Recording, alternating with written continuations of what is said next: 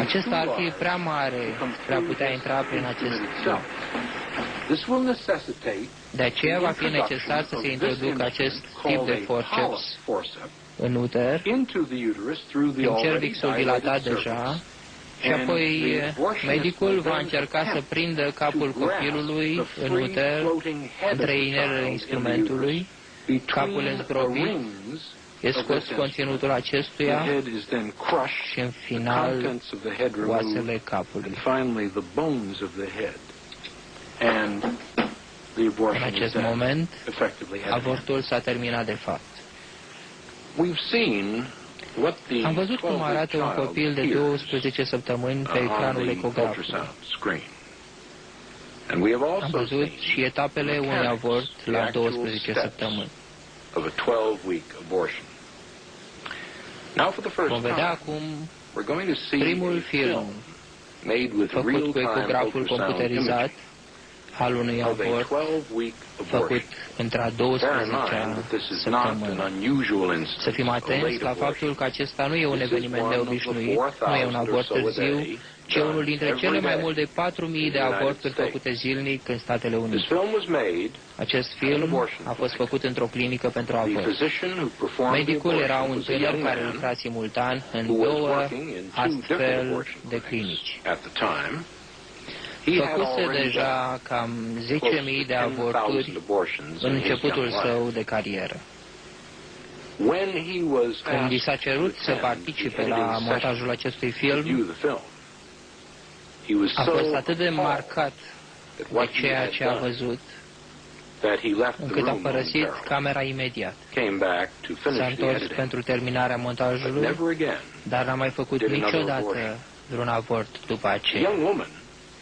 Tânăra operatoare a camerei de luat vederi era o feministă care lupta pentru avort, dar și ea a fost atât de mișcată de ceea ce a văzut la montaj, încât n-a mai discutat niciodată subiectul avortului.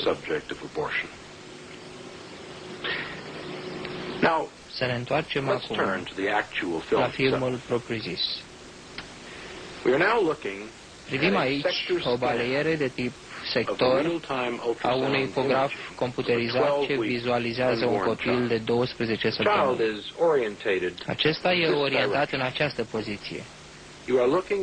Vedem aici capul copilului, aici trupul copilului și aici imaginea mâinii dusă la gură a copilului.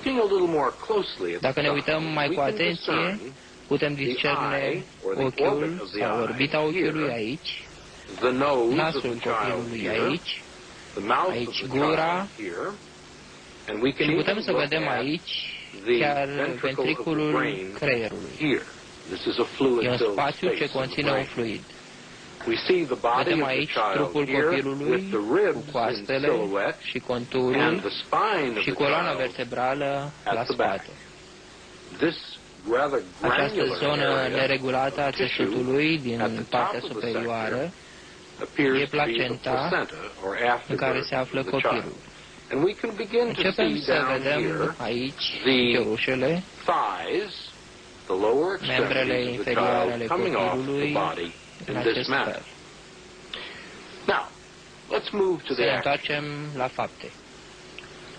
Vedem cum inima bate în pieptul copilului cu un puls de cam 140 de bătăi pe minut și îl vedem mișcându-se destul de ușor în uter. Se vede schimbarea poziției din când în când. E încă orientat în acest fel și gura suge degetul pruncului care se mișcă încă liniștit în sanctuarul său. Această umbră pe care o vedem este tubul. Tubul absorbant. L-am colorat în mod deliberat pentru a-l putea vedea mai ușor. Medicul a dilatat deja cervixul și introduce tubul absorbant pe care îl vedeți mișcându-se înainte și înapoi pe ecran.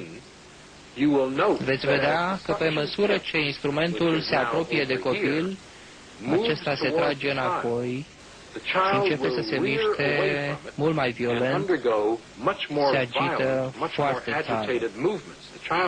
Copilul se mișcă cu un scop bine definit.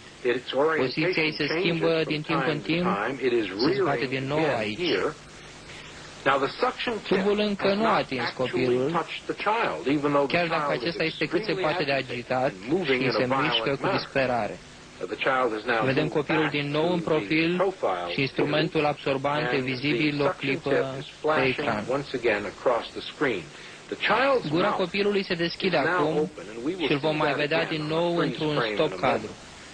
Dar acest tub care se mișcă înainte și înapoi în jurul ecranului e unealta ucigașă care va rupe copilul în bucăți și îl va distruge. Abia după ce fluidul s-a scurs, când punga amniotică e spartă, acest instrument va atinge copilul, dar putem vedea vârful mișcându-se înainte și înapoi datorită încercărilor medicului de a sfârși atrupul acestuia. Vedem din nou copilul cu gura larg deschisă într-un strigăt neauzit în acest stop cadru. E strigătul mut al unui copil amenințat cu ucidere iminentă. Bătăile inimii s-au accelerat dramatic și mișcările copilului au devenit violente. Simte o agresiune în sanctuarul său și se îndepărtează de ea. Se observă că se apropie de partea stângă a uterului într-o încercare patetică de a scăpa de instrumentele neînduplecate pe care cel ce face avortul le folosește de a-i curma viața. Inima, din nou, accelerează perceptibil. Are aproximativ 200 de bătăi pe minut. Nu e nicio îndoială că pruncul simte cel mai ucigaș pericol imaginabil. Membrana a fost străpunsă și fluidul s-a scurs. Nu se mai vede rezervorul mare de fluid care înconjura copilul. Dar după ce fluidul s-a dus, tubul absorbant a fost lipit ferm de trupul pruncului și acesta este tras în jos de tubul care are aplicată o presiune negativă. Trupul este acum smuls sistematic din partea opusă capului. Capul este aici, îl puteți vedea. Membrele inferioare au fost rupte deja.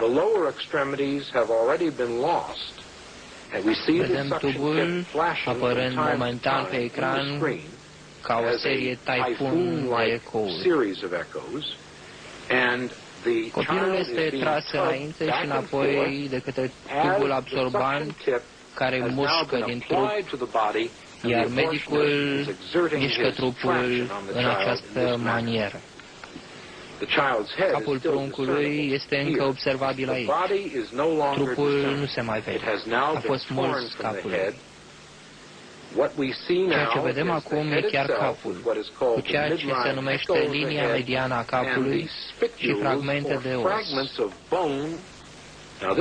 Capul acesta, al unui copil de 12 săptămâni, e prea mare pentru a putea fi scos deodată din uter.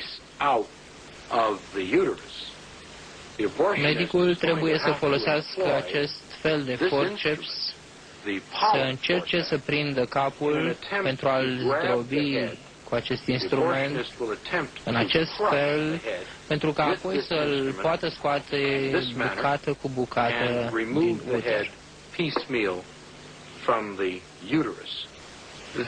Medicul și anestezistul au un limbaj secret pe care îl folosesc pentru a ascunde realitatea înfricoșătoare a faptei lor.